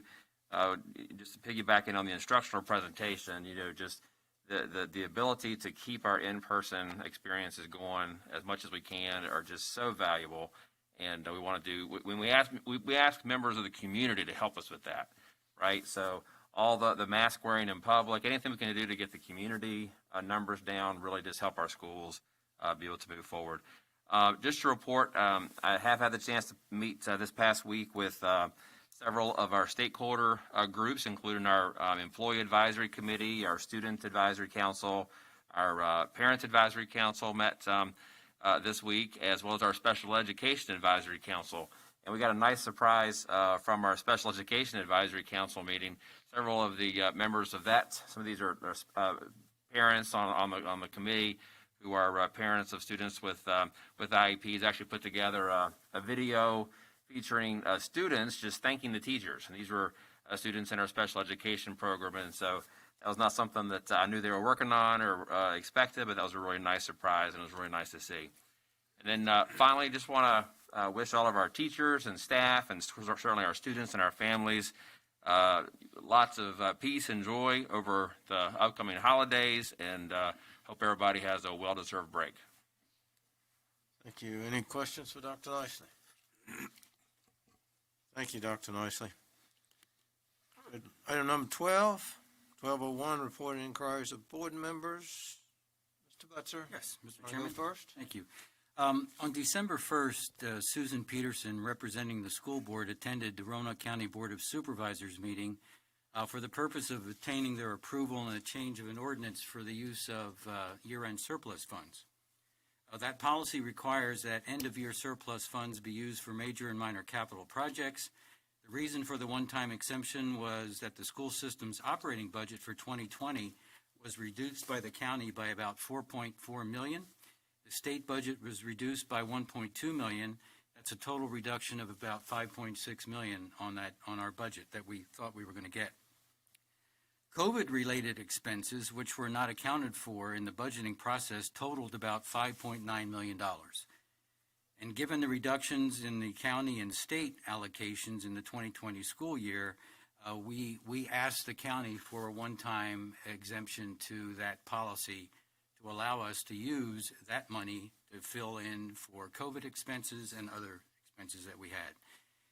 The Board of Supervisors unanimously approved that change in the ordinance, but not without some comments that I feel deserve a response. These comments were: the school board made a mistake. The one-time bonus was better for employees than a step increase. The school board is violating basic budgeting practices that have been in place for years. The school board abandoned existing policies. And lastly, there was a time when the school board and BOS did not have a working relationship until several individuals developed certain financial policies that both people agreed. So I'll try and address each one of those as they came along. The school board made a mistake. Those who heard that comment may now have the impression we're inexperienced or we don't know what we're doing. And I hope that's not the case. But I just want to kind of review the experience and expertise that this board has. There's two members of this board who are principals of successful real estate firms. One member is a banker and a wealth management advisor. One was a senior executive with a Fortune 50 company. And one managed Norfolk and Southern's accounting operation and was also a previous chairman of the Roanoke County Board of Supervisors. This board is very involved in every aspect of managing the school system of over 2,000 employees, 14,000 students. And I think this board has had some successes, so I just want to review a couple of those that we were very involved in. In June of 2018, there was only one bid received for the Cave Spring high school renovation. The project was $17 million over budget in that bid. When the board asked the 3 school employees who were responsible for that project what their recommendation would be going forward, the recommendation was to start all over again and fire the architect. This board rejected that recommendation. Had we done that, we would have probably been involved in a lengthy lawsuit, and the project may still not have been completed had we not been involved. The board asked 2 of the board members to take that project over and see if we could bring it in on budget and on time. That was a risk, because if that effort would have failed, that would have been pretty embarrassing. But fast forward to June, we had several bids, and we brought that project in at $33 million and eliminated that $17 million overbid, and that project was done on time. So that's something that this board was very involved in. Let's talk about COVID. As far back as February in 2020, this board and the superintendent have been developing complicated and complex plans to deal with the COVID crisis. Instruction, transportation, and technology and physical space requirements had to be planned, and more importantly, well executed. I think you can see by some of the presentations we heard tonight that this school system has done a really good job. It was well executed. This board had a lot of involvement in that. According to health department metrics, this school shouldn't even be open. We should be 100% virtual. Most of the schools in the state are 100% virtual, so there's a lot to be said for Roanoke County. I also want to talk a little bit about our scholastic achievement compared to the cost of educating each student. There's a bubble chart here. I'll give you the so what of that chart, but there are 133 school systems in the state of Virginia, and only 15 have higher testing scores than we do. Only 36 have a lower cost structure per student, so we get a lot of bang for our buck. We're very good with our budgeting, and we also have a great instructional. There's also many other achievements that this school system has. Chuck, I'm not going to read these, but there are endless pages of national awards, local awards for scholastic excellence, student excellence. The Burton Center is one that comes to mind all the time. So I think we're doing a pretty good job there. Now let's go to the comment about the bonus being better than a step. It is true that if you would have given the employee a $1,000 bonus that was suggested, they would have had more money in their pocket, but at that time. But here's why we did what we did. Their previous boards ended their school years with significant surpluses while not providing step increases for teachers and staff. There may have been 4 or 5 years where there were significant surpluses, no raises for our teachers. This board, this group, in 2015 made a commitment to our teachers and staff that our number one budget priority would be keep that step process going. And in doing what we did, we've made that commitment. Even though it was a small amount, we've maintained that commitment with our teachers. I also want to show you a chart. In making that decision, it's true that the $1,000 bonus might have been great, but it would have been spent. We've got a little calculation here. Our average teacher has about 18 years of service. If that teacher retires at 30 years service, that $753 payout becomes a $19,503 payout over a lifetime in salary and pension. That's why step increases are so important. We want to help our employees with their pensions. One of the most disturbing comments to me is that the school board is violating basic budgeting practices that have been in place for years and are abandoning existing policies. That's just not the case. Roanoke County enjoys a nearly perfect auditing record. Every year we're audited. Every process that we have, financial, operational, is audited. Our audits are stellar. The school board followed policy with respect to the year-end surplus this year when we went there and asked them for an exemption to this ordinance, which they unanimously approved. So I'm not sure what policy we violated. The school board, I think, is capable of managing the budget and determining if any decision that we did make would cause financial problems or future budget problems. I believe on a budget that we have of this size, this $1 million or so that we did on a step increase isn't going to cause a financial problem for the county or for the school system. Lastly, it's true there are existing policies and agreements between the county and the school system that determine annual revenue sharing, debt issuance for capital, and a policy on end-of-year surpluses. Those policies have worked very well over the year. But that doesn't mean they can't be modified or changed as conditions warrant, and we believe we're in a situation like that right now. Roanoke County has 27 schools. I mentioned this last year, that 9 of these schools need to be renovated now, not 6 years from now, 10 years from now, but now. And under the current allocation of borrowing and debt and allocation to the school system, we won't get to those schools until 2040. 2040 for the 9 that need to be done now. More importantly, there's 3 of these schools, the Burton Center, Glen Cove, and W.E. Cundiff, are in a condition, in my view, that deprives students and staff of a high-quality learning experience. Under the current borrowing schedule, we won't get to those until 2031. So the cost of borrowing right now is at record lows. I think the Treasury is at 10 years at 9.35%. It's an amazing time to borrow. The other thing that I would ask folks to consider is that one of the things that's not going down is the cost of construction.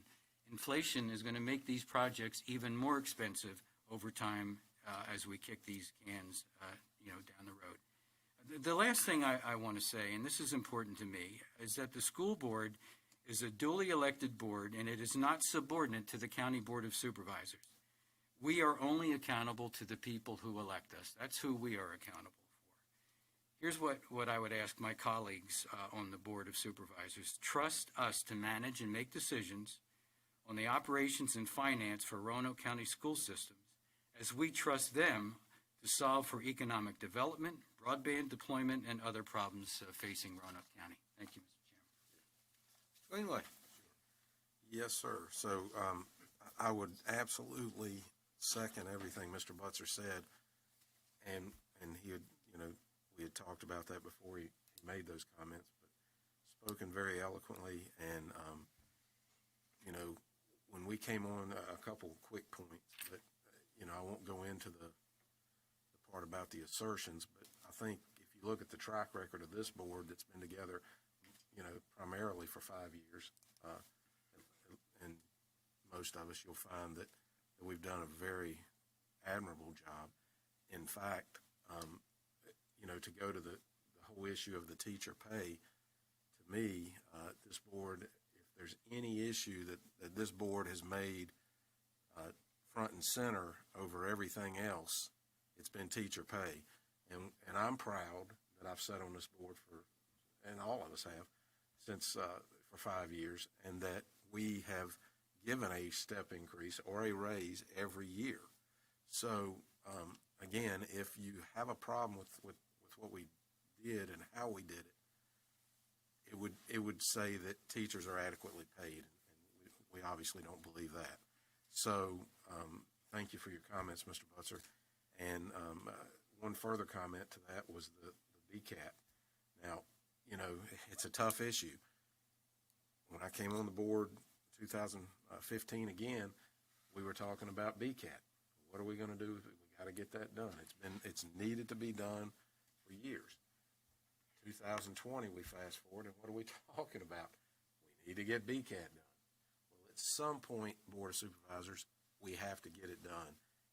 We're going to come up, I'm sure, with some ideas, but it's vital to, in my mind, to economic development. We just talked about the construction industries and trades that are so vital to this region, and there's such a lack of them. Trying to get somebody to do footers and foundations right now, and in a time of economic boom, as Mr. Linden will attest on the real estate side, we need to get BCAT done. Now, maybe we can use companies, private money. There's a lot of ideas, but we got to quit kicking this can. And so the comments are well taken on the teacher pay. Let's just do it, not have the discussion, and get them a step increase, and move forward on that.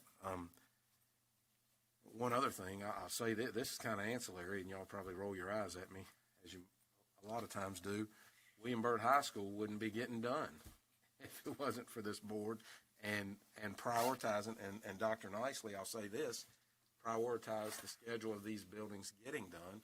And when the superintendent came in, I'm kind of rambling, but when the superintendent came in, state superintendent, and said that he hadn't seen some of these, or two of these open concept classroom, these should have been addressed years ago. And so we take our operating budget, and at the end of the year, we're building some of these schools with our operating budget. If we're adequately funded for CIP and to have these buildings to the year 2021, we wouldn't be using those end of the year funds. We wouldn't have these problems. So and it's a problem for all of us, and we just need to tackle it together. But again, not accuse one of doing something and the other doing something else. Let's do it together and work together. I'll go into some comments and some thoughts. I do want to ask Dr. Nicely, one thing we hear repeatedly, I'm sure you guys are hearing the same thing. Can you give us an update on sports? Where we're at? I know that from what I'm hearing, we're still phase 2. We're practicing like phase 2. But I think it's important for our citizens to know the reality is probably very, very grim, and that how we're phasing that in, and apparently there's some folks listening because I'm getting some messages. So yeah, I can just recap, briefly what the approach is, and it's the same one we've discussed the last couple of meetings, and basically as a health district region, we of course have our weekly conversations with our public health officials, and the recommendation from them, and frankly very publicly. I mean, they started off on November 6th was an article in the paper where they came out and said they're very concerned about the the indoor sports and that kind of thing, the close contact, and so the approach is there's metrics that are being looked at on a week-by-week basis to see where we are. There's school districts across the Commonwealth that have said, look, we're just canceling. And we didn't want to do that because, we want to base it on what the trends are, what the data are.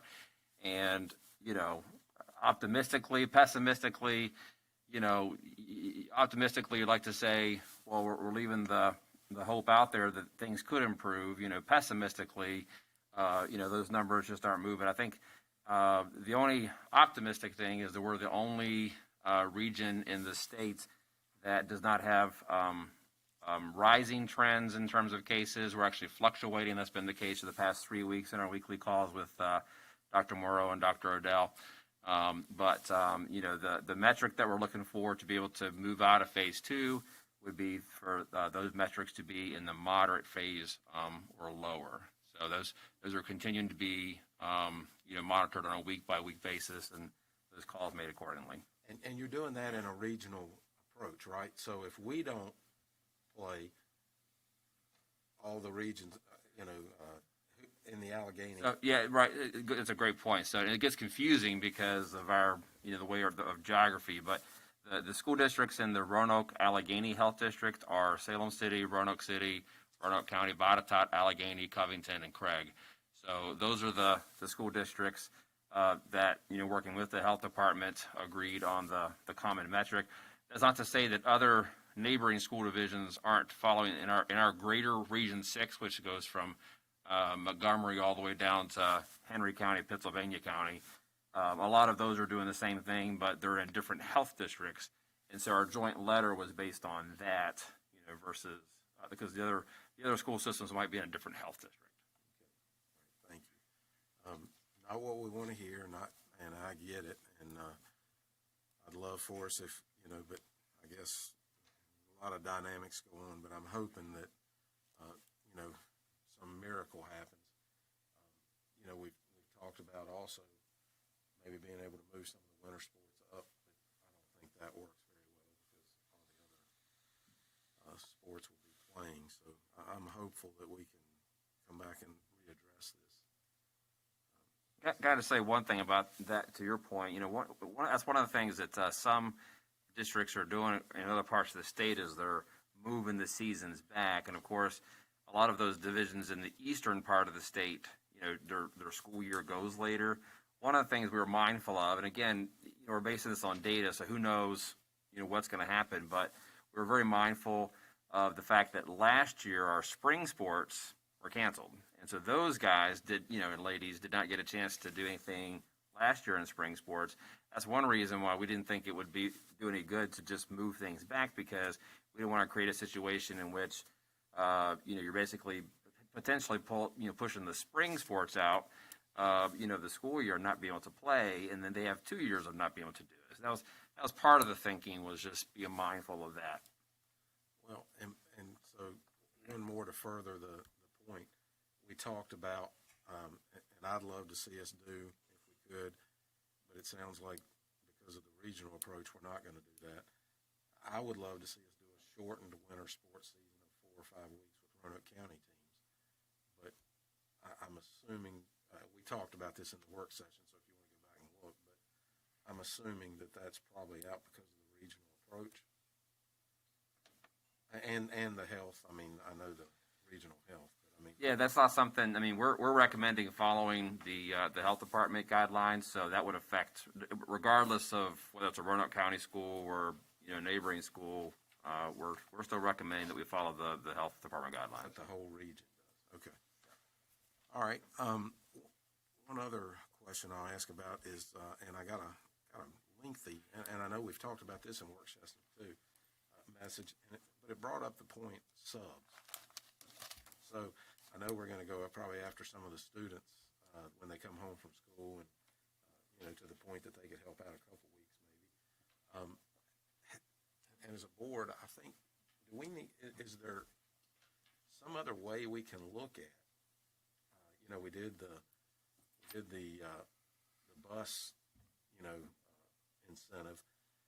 But what I'm hearing is that we're stretching and moving the IAs, and all this, but we're stretching and moving the IAs, and we're trying to use everybody and anybody we can for subs.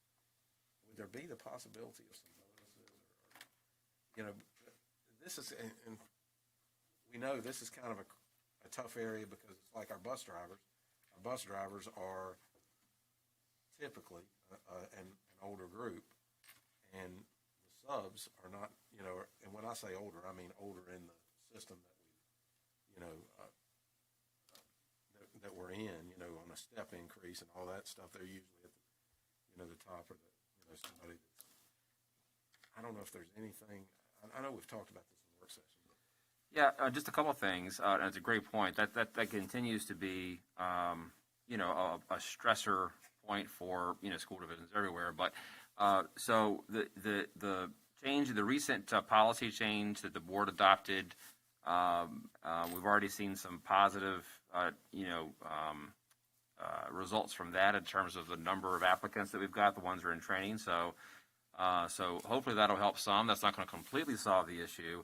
I would suggest that as far as, asking staff to looking into some possibilities in terms of financial solutions, I would imagine that we'd want to look at, a possible increase in the sub-rate pay as a possible, solution over a bonus, just because substitute teachers are not, full-time employees in terms of regular hours. So, but I could certainly ask staff I was even thinking, could we get them to commit to 10 days a month?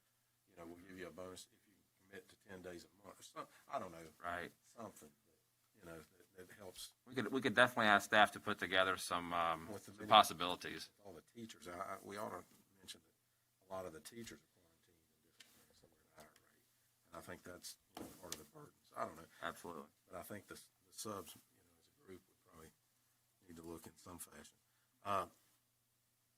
William Byrd, just wanted to reiterate, they're starting to, exciting, and I think everybody will appreciate this. I know Mike probably went through this with Cave Spring, but they're starting to put in their, the staff is starting to give feedback, and they're excited, and Tammy's told me that it's, just an exciting time to see that we're going to have some, if we ever go back to school, we're going to have some exciting, new classrooms and ways that we can move kids now and have bigger classrooms instead of the little segregated areas that we've got. And so an exciting time from that standpoint. And I'll end with this. I'm remiss if I don't. We talked about Mr. Butler knows from where I come. We've talked about 4th and 5th graders for 2 months now. We've talked about trailers. We kicked out that idea. We talked about renting a bigger space. We kicked out that idea. We talked about, do we have space in the schools to socially distance and do this safely? I don't know where we're at finally. I think we still have some schools left. January 4th would sound like a great time to try and introduce 4th graders. I'll settle for 4th graders if I can't get 4th and 5th.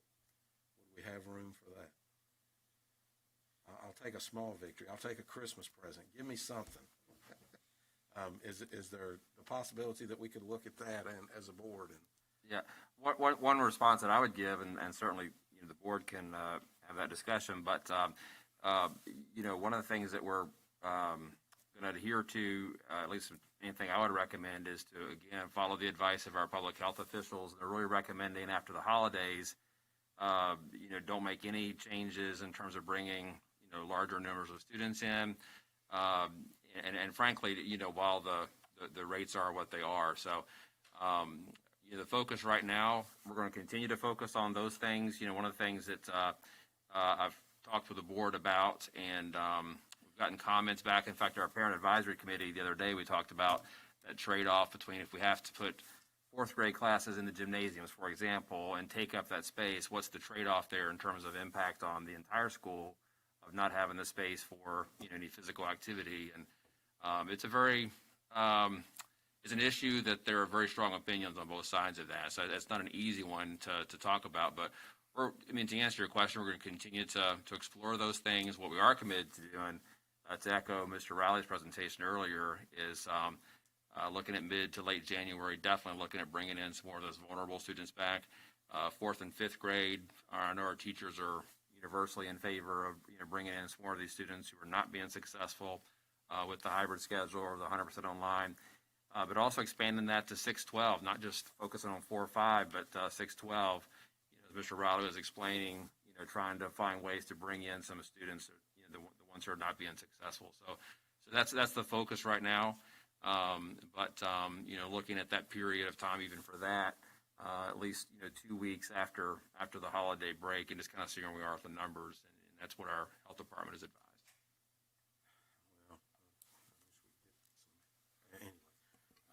So just to leave that, you gave us an update, and Dr. Morrow and Dr. Odell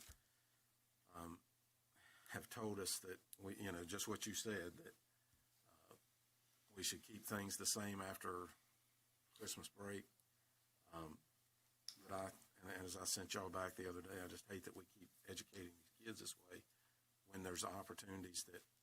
And again, it may be an expense on us, but if you bring the idea, and we realize the spread's not happening in schools, knock on wood, right? So we hope, we realize that we're doing a good job managing there. As you said, the 4th and 5th grade teachers are telling us they want those kids back. I'll get off the soapbox, but we keep pushing it out. At some point, we'll be at the end of the school year, and we talk about hopefully doing it the next year. We know the vaccine's going to take much longer to roll out. We've been told we got to have 75%, to have the herd immunity. So I don't know where. I just want us to make some progress. If we can do the 4th grade, and again, keep in context when I say I want us to make progress. As I just told Mr. Riley, I know but. We can't be satisfied with, even though we're doing great and we're doing a lot better than these other divisions. I would just like to see us, push another grade in there, and the teachers agree that we need it, and parents obviously are telling us that. And so with that, I'll yield, except that I'm going to say, I hope y'all don't go out between 12 and 5 in the morning, because that'll stop the spread. Doesn't start till Monday. Stay home between 12 and 5 in the morning. Thank y'all. Okay. Thank you. Mr. Linden? Yes, thank you, Mr. Chairman. 2020 started out such a promising year. We heard Dr. Nicely's seeing clearly vision and strategic plan, and it was the enthusiasm throughout the schools and amongst our board was fantastic. So I just wonder, Dr. Nicely, how you didn't see this coming. But all joking aside, I do want to thank you for your leadership through this year. It certainly was not what we had envisioned, and the teachers and everybody, from the IAs to the teachers, everybody just deserves so much credit, as Mr. Riley had pointed out, what we've been able to do compared to surrounding school districts. So I'm proud to be a part of this and continuing to step forward as far as looking for ways to get more students back in the classroom. I think it's important. We've done more than most school districts, and hopefully that vision for 2021 is a little bit brighter than 2020 ended up being. I mentioned during our work session that I really think seniors should be focused on. That senior year goes by all too quickly, and here it is almost halfway over, and they've missed out on homecoming. They're likely to miss out on the majority of sports, if not all sports, for the year. They'll probably miss out on prom.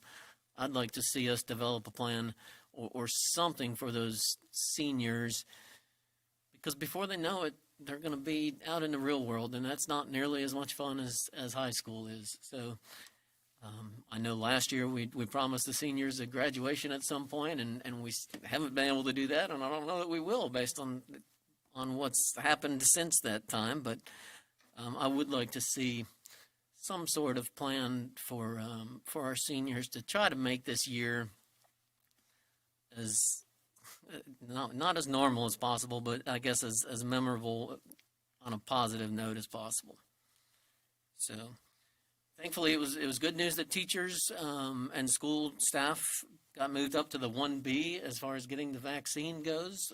Encouraging news. Don't know how soon that may be, but I would be for, once the teachers who we really need to keep safe and are at more of a risk of getting COVID, once those teachers are able to get vaccinated, I would be, my initial thoughts are anyway, that the 3-foot social distancing may be, as the AAP has recommended, whenever, if possible, 6 feet, but 3-foot social distancing once the teachers can get vaccinated. So other than that, I just wanted to wish everybody a safe and enjoyable holiday season, and hope everyone has a very Merry Christmas. Thank you, sir. Mr. Moretz. First of all, thank you, Mr. Butzer, for your comments, in regards to some of the comments that occurred at the Board of Supervisors. And, I think it's important that everyone knows that we have a solid plan in place. I feel like we've got some experience on this board, and I know we're doing things the right way. So, it disheartens me sometimes when I hear, we've had this in place for this long, and I personally think one of the worst things a leader can say is this is how we've always done it. If you're always doing things the same way, you're never getting better. So I appreciate that. And Mr. Greenway, I appreciate your passion for wanting to get. I know we all want our kids back in school, but I mean, I don't think the things that you're asking for are extremely unreasonable. I think we do need a plan in place, even if, January 4th probably isn't ideal. I mean, that's technically not even the end of the second 9 weeks. It's what, January 12th or 13th? So, 14. Yeah. So, and it might be nice to have that little bit of buffer, because I'm sure people have holiday plans, but, if we do get into a situation where we are ready, to bring in some additional grade levels, I think we do need a plan in place, so that we, so that can be pretty fluid and we can make it happen in a pretty quick turnaround. But, lastly, I just, really want to take a moment and thank all the teachers, nurses, bus drivers, nutritional staff, custodians, maintenance workers, all of our administrators for everything they're doing, for our students this year. Equally as important, all the parents out there, for what you're doing. A lot of you, I think everybody's going above and beyond, to ensure that our students succeed. And I know it can be a struggle at times. So I sincerely, believe that, I hope we get to a sense of normalcy by the end of the school year. Lastly, it is the holidays. Tonight is the first night of Hanukkah. So for, if you're celebrating Hanukkah, wish you all the best. Merry Christmas, happy holidays, whatever you celebrate, since this is our last board meeting of 2020. Thank you to all my fellow members on the board. Thanks for all you do. Thank you, Mr. Moretz. Okay, that took most of my time, I think. So I don't think I have any. I don't think I have anything left. So no, I'm gonna get through this. I appreciate all the comments. It already gavelled. I appreciate all the comments. I appreciate all the concerns and everyone and the board and everyone that has really been concerned and have really given me the support, and I can't say enough about that, and people I don't even know, and it is just very heartwarming, and I'm just happy and glad to be back. We are committed to that salary structure. We came on as a board and we kept it, and I think that says a lot for what we want to do and how much we value our teachers and staff, and we continue to do that. I did get some emails and comments about snow days. Could you address that? I know it's not, the weather might be coming, but, what structure would have, Dr. Nicely? So it'd be the same, I would assume, but. You're talking about as far as making decisions about snow Yes. days, or how it impacts like instructional time and that how kind of would it thing? impact the school Yeah, structure? so we'll continue to make calls as far as having school or not on snow days, based on road conditions like we always do. I think one of the big questions that's come up is, now that we have so much remote instruction happening, can we count those as instructional days? And we get mixed messages from the state on that, but the bottom line is that in order for it to count as an instructional day, you still have to provide all the same services. And that might not be something that we can necessarily do, especially with teachers being from home. Not all have even internet access in their homes and that kind of thing. So we've discussed that. I think that we can definitely encourage that to be asynchronous days, encourage students to use those times to get caught up on work and that kind of thing. But it doesn't look like that we'd be able to count those as official instructional days, for state purposes. So. Sometimes everybody just needs a snow day. Yeah, they Sorry do. to interrupt. Sometimes they do. They just need a snow day and go out and make snowmen. So, but I do think, this board has certainly been very progressive. We've done a lot of things. When I was going around doing the State of the Schools address, and I was at Byrd, and Tammy was so excited about what was going to happen at Byrd and how we're moving forward. And we can easily, have said, we're doing these other things, we're doing this, we're not taking our surplus and putting it to use where it needed to be. And I think we, as a board, as Mr. Greenway said, for the 5 years that we've basically been together, we have made tremendous progress, and I'm very proud of what we've done collectively as a board in making decisions. And we're not we want the best for our students, and we all collectively feel that, and we're not going back and forth or divided with our with our vision. And I think that's important on where we go forward as we are going forward. I hope everyone has very safe, please be safe and healthy, happy holidays, Merry Christmas, Happy Hanukkah. Our next meeting will be January the 5th, which will be at 3:30. It'll be not only our organizational meeting, but a work session that day. So just to let you know ahead of time where our next meeting will be. So thank you. Please stay safe. Good night. Meeting adjourned.